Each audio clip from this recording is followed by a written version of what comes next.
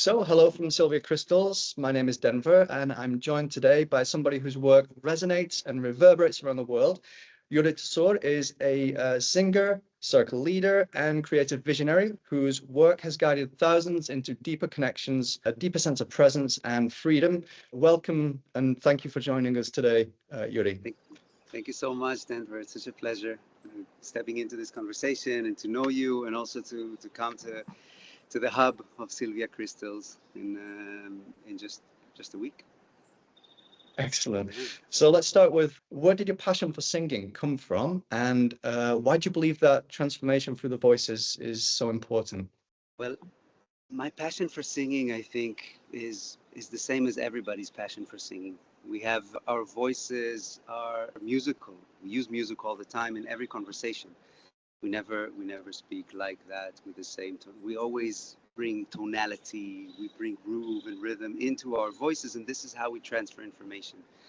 And then I think just our playful nature is music.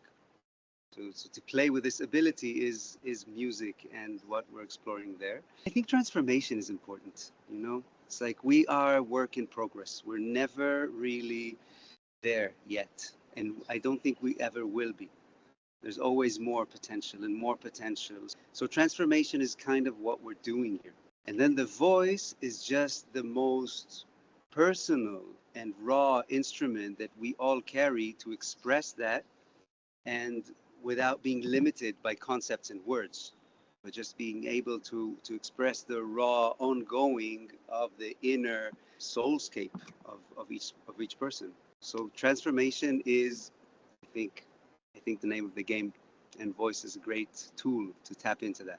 I really like this perspective that you expressed about the voice, that we have those different tonalities and we have those kind of personalized characterizations. As we grow, we kind of maybe sometimes attune to it and develop it. And it's something that I've never really thought about before. It's an Yeah, I interesting think angle. it's not maybe, it's we master it, I believe. With Mhm. time, each person has a very unique signature of using their music in order to transfer information in a conversation. When you speak to every person, they have a certain musical style that transfers what they want to say. And this is what we're looking for in these workshops. I'm not there to teach people how to sing. I think people are masters of song, and then I'm just there to set the mind aside and to say, hey, what we have right now is mastery. Let's sing with that. Let's find that. And in order to find that, since my voice is not an idea, but it's who I really am, then the next question arises, who am I right now? What is going on inside of me right now? And then to be radically authentic with that and generous with that, with my expression. It's super interesting. We're kind of tapping into something that's uniquely personal and that we Yes. can kind of put forward in a better way and master, as you say, right? Yeah, it's more a step into sharing that. We've already mastered it. After 30, 40, 20 years of doing, 15 years of doing something, you become pretty good at it, you know? And when you practice it every day, all day, you become extremely good at it. And these workshops are more, so the vocal is the tool, the freedom is the actual element that we're working on. How can I liberate that mastery into the world so that the world will become a richer place with more of my voice in it, with more of your voice in it, with more everybody's voices in it? That's cool. Can you tell me more about how you understand the voice as an instrument for self-awareness? This expand more on this kind of philosophy that you have here. As I say, I cannot hide when I speak, and Yeah. especially when I sing. I cannot hide. I'm being very, very deeply seen by the ones that are listening to me, by myself and by the ones that are listening to me. And then to sing, and when somebody listens to another person, then the one being listened to finds more clarity. Yeah, our awareness, our attention stabilizes another person's mindscape and the ability to observe and to reach deeper into oneself. If I'm having a confused day and I don't know what's going on, and then a good friend comes and, hey, can you just be there? I want to share with you what's going on. And their attention stabilizes my ability to observe myself. And song is just vaster. It's not as limited by words. So when I sing into the human presence, I meet deeper and deeper layers of myself. And then within the container that we're creating a container that is very compassionate, loving, encouraging, welcoming. for people to really bring the raw experience and express that. And then we get to really dive deeper and deeper into current state of presence, which is meditation, mindfulness with consciousness. I suppose like you'll have different kind of, as you say, meditations, one aspect of this, but there are like different exercises to try sort of different ideas behind this, understanding your voice or yourself as an instrument for creative expression, right? Yeah. Yeah, meditation is just a field. It's not a certain practice. We can do many things for meditation. I can play my guitar and this is my meditation. I can walk in nature and this will be my meditation. I can sit and hold my fingers like that and go and this will be my meditation. I can do many things that eventually meditation is a state of presence. Yeah. It's presence within the flow state that is happening. And then music, since music is flow art, helps us be present and mindful within the flow state of ourselves. And then I use also moments of proper meditation. Close your eyes, observe, breathe, relax, see what's going on inside, say yes to that, relax into that, invite more of that. I can go through exercises, share with another person, the other person only is listening, sing in front of another person, the other person is only listening, listen to another person, share in different ways. Let's work through improvisations in small groups. Let's all gather together in one big group and sing together and hold a certain vibration, certain texture of presence. Yeah, so we're singing a song and we can dive into observation of what is home. So then we all, as a group, we can hold that together, and then it helps all of us dive deeper into each individual's perspective of what is home. I guess I've seen your workshops, they look a lot of joy and fun seems to be at the center of them. A lot of emotion, also joy and fun, and also sorrow and tears. I think we need, if we really want to tap into joy and to expand that side of the spectrum, then we are required to expand the other side of the spectrum as well. So it's the whole range, right? So it's the whole. So it has to be the whole range, and this is also the experience that is for me as a facilitator, as a singer, as an artist for many years. I see that I never got rid of my dark side, of my fear, of my anxiety, of my judgment, of all of that. And the only thing I can learn with the years to do better, and this is what I teach, is how do I carry that as well, alongside with my glory and my beauty and my talent. How can I bring all of that together up to the spotlight? May the spotlight be a facilitation of a TED Talk or a spiritual singing circle or just a gig. But still, whenever there's the presence of other people in front of one, I will meet more of myself and I will meet more of my beauty and more of my darkness. Okay. Yeah. So this is like truly authentic, right? We're being whole.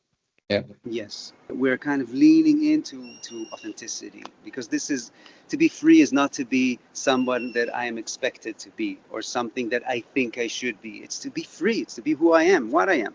And what I am is, let's face it, a mess, and also a lot of beauty and work in progress, as all the rest of us. So can we for one moment let go of all of these ideas of what I should be and what the other should be, and just lean into curiosity and see, hey, who are you right now? What's going on there? And maybe through being exposed to who you are right now, maybe I can learn a little bit more about who I am. I have a point of reference. And the deeper this point of reference goes, the more we all learn from ourselves and through each other. Thank you for that. That's a very wise overview of this approach to life. I think it's wonderful. So you travel a lot, you put on workshops around the world. How do different cultures influence the energy and dynamics of your singing circles? It's beautiful to see. It's how every different culture has kind of their golden talents, golden qualities, their darkness, their history and lineage. Every culture has a little bit of a different vibration. Yet when we tap into, for example, Israel, when I invite for a singing circle, everybody's on top of each other. Like I don't have to tell people come closer. Everybody's already on top of each other, very, very, very tight. When I hold a song circle in Germany, then people will be a bit more distant. Everybody will take their own space and they will respect each other's space more. And then when I'll invite people to come closer, it will be a bit stepping out of the way. And then loads and loads of different nuance and elements. I think the most amazing thing is that once we tap into song, we sit in circle and tap into song, something deeper than the fashion of the current culture, country, Roman Empire thing that we're part of right now disappears. What rises is something more innate and a root human co-experience that is happening. That is human voices singing together in authenticity, in devotion, in devotion that doesn't belong to a certain religion or spiritual path, but just devotion to life, to togetherness, to friendship, to encouragement, to all of these aspects that we all cherish and appreciate. Yeah, kind of helps you to kind of live in the moment, right? Embracing that presence. Yeah. Yeah, this is music does that, and then can we create a container of agreements between us that takes the teachings of the teacher of music to harmonize our presence, one between one and self and between one and other. I have my guitar, and my guitar knows if it's not tuned, then I just need to tweak this one a little bit and tweak that one a little bit, and it will harmonize. The chords, the strings are different. Each one gives a different sound, yet they harmonize. And it's the same with the human presence. With time and tweaking it a little bit more and a little bit more, it harmonizes. And the way that we sing after 3 days of workshop is epic, would be the word that I would use. Fantastic. Can you tell us a little bit about your band, the Orot, and the Sacred Journey Festival? What are some unexpected lessons that you've learned from these experiences? Wow, this can be a whole conversation just there. Orot Band and the Sacred Journey are two projects that have been running for 10 years, roughly. We had 24 festivals of the Sacred Journey, each one with 1,000 people. And the concept of the Sacred Journey is it's a one space event. So 1,000 people are going through one experience. There's no two stages and two different concerts and a few workshop spaces, but everybody are going through the same. If there's a workshop, an opening ceremony of 2 hours, then everybody goes there because this is the only thing happening. If there is a party, everybody's in the party together. If there's a concert, everybody's in the concert together. And it unlocked this quality of community and intimacy, but between 1,000 people. So these experiences of creating intimacy between 1,000 people and experiencing intimacy between 1,000 people, it shatters a limitation that I held in my mind. That intimacy is something that can only be experienced in a small group. And then I realized that intimacy is a frequency. It's a sensation that I feel within me. And it has to do with trust. And it has to do with vulnerability. And it has to do with authenticity. And these spaces initiated me through those 10 years. So the space of the Sacred Journey, which was a festival, and Orot, when we held song circles, which are also very intimate. We're not on stage when we're holding a song circle. Orot was a 6-musician band, and we sat in the center of the floor, surrounded by 1,000 people, 2,000 people, a few times every year, and held a song circle of praise, of worship. Once again, open source, doesn't belong to any religion and to anyone. It's just a matter of all of us singing together and rejoicing the ability to be vulnerable in mutual song, so many people together, and to feel safe and to feel held, and then to feel the elevation that rises from that. So these two projects, even though they're dormant right now, they initiated me through dozens and dozens and dozens of productions to have a strong enough faith in our ability to open up and to lean into these spaces that are very vulnerable and very they're on the edge of our comfort zone, and to trust in our ability as a community every time again to hold it. And it doesn't matter who the people are that are coming.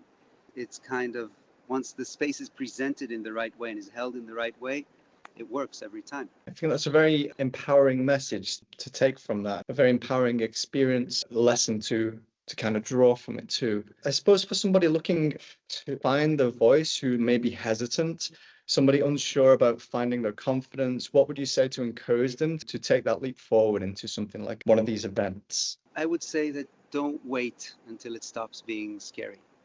Don't wait until it becomes comfortable. The real jewel of what you're here to find is where you are afraid.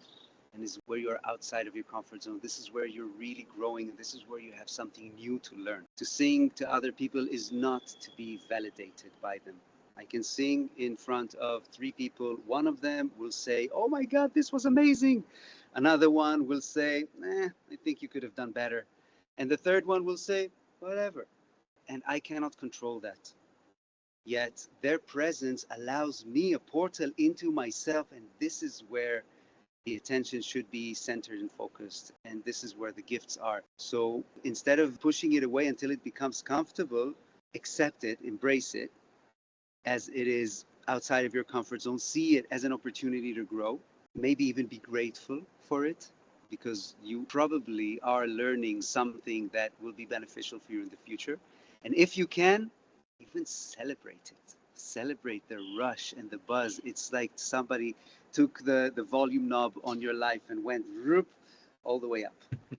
And we're here to be alive. We're here to feel life. So feel it, let it alter your voice, and sing through that. I suppose this kind of trepidation, this fear that we might have, it kind of holds us back from that a little bit. In fact, the time is now to kind of do it. It's the most exciting point when it's at that, I don't know if I can, or I don't know if I should, is the kind of push through, isn't it? Exactly. So even more than that, when I recognize fear, I have this will, this urge to express myself, and I recognize fear, these two together are usually the sign that right now is your turn. This is the best time. You're looking for the fear. If the fear is not there, I don't know, maybe I'm recycling something already. When I was younger, I had this experience of jumping off a very high diving board, and I was terrified. Yeah. And I knew that if I didn't do it in that point, I was never going to do it. So you jump, you take the plunge, and it's its own reward, right? You're like, oh, I did it, right? Yeah.